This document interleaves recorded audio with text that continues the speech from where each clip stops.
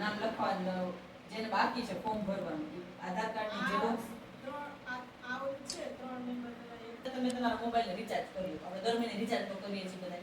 12 recharge કરાવો એટલે 199 નું રિચાર્જ હોય ને તો તમારી પાસેથી 204 રૂપિયા લે છે દુકાનવાળા. 3 થી 4 રૂપિયા ટેક્સ ના લે છે. આ સંસ્થાના તમે મેમ્બર હોય ને, આ એપ્લિકેશન તમારી પાસે ખોલી હોય ને તો એ 5 રૂપિયાનો ટેક્સ છે ને તમારો બચશે. એમાં ટેક્સ લાગતો નથી, કારણ કે આપણે શું છે, સંસ્થા છે, પ્રાઇવેટ કંપની નથી અને લીગલ છે. અહીંયા લખેલું છે, જો બધાય વાંચજો, નીતિ આયોગ ભારત સરકાર એવં ભારત સરકાર દ્વારા પંજીકૃત. નીતિ આયોગ, જો સર એક વાત બીજી કીધી તમને મગજમાં ઉતરી હોય કે તમે જે 2200-2100 રૂપિયા ભરો છો એમાંથી 50% પૈસા તમને પાછા મળે છે. એ તમને સમજાણો? જો નથી સમજાણો મને ખબર છે.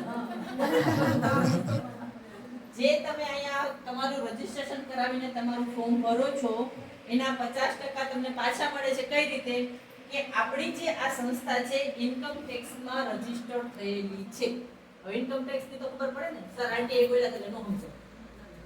બરાબર? Income tax. હવે ઇન્કમ ટેક્સ માં તમારું નામ આવતું હોય, તમે ભરતા હોય તો એ પ્યોર જેન્યુઅલ અને સરકાર માન્ય હોય તો જ આવે, નહીતર આવે નહીં.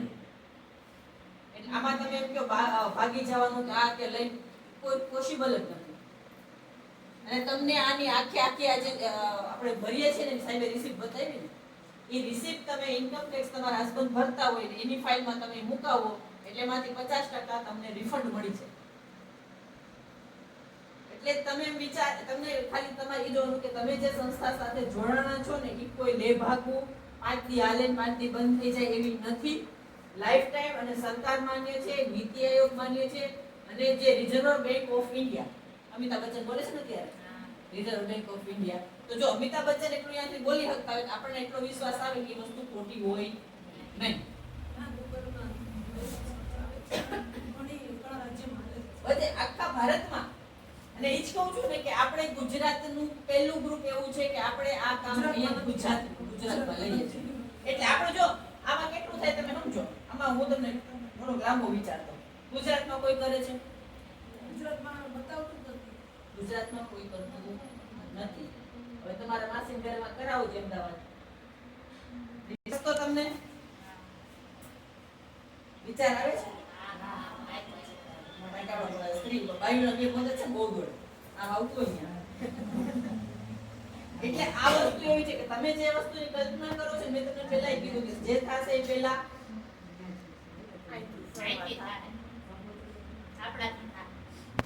આપણે જેટલું દોડીએ, જે બી આવશે પ્રોજેક્ટ પહેલા આપણા ગ્રુપમાં શેર થશે. જેને જે કરવું હશે એની પહેલી પ્રાયોરિટી આપણી ગ્રુપ વાળી મળશે. કારણ કે બધે હું તો નથી દોડવાની, આઈ નથી દોડવાની. જુનાગઢ ગીર સોમનાથની ડિસ્ટ્રિક્ટ કોઓર્ડિનેટર હું છું. મારી સહી વગર બેમાંથી એકેય જગ્યાએથી કાંઈ કોઈ પ્રોજેક્ટ લઈને જશે નહીં. મારી સહી સિક્કો લાગશે તો જ જશે. આટલી આપણે જિલ્લા અધિકારી જેટલી આપણી પાસે અત્યારે પહોંચ છે. આપણે જેટલું ધારીએ એટલું કરીએ. શરૂઆત માટે એક વખત માલ ઉતરી જાય પછી આપણે રાજા. બરાબર? ચાલો હવે બીજી કોઈ કેરી હોય તો મને ફોન કરજો સોમવારે. હા.